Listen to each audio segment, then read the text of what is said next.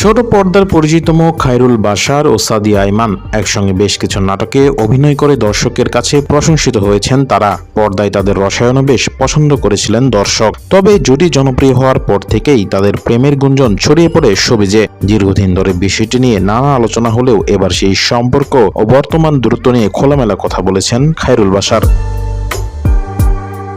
সম্প্রতি একটি সাক্ষাৎকার অনুষ্ঠানে হাজির হয়ে সাদিয়া আইমানের সঙ্গে তার সম্পর্কের বিষয়টি নিয়ে কথা বলেছেন এই অভিনেতা।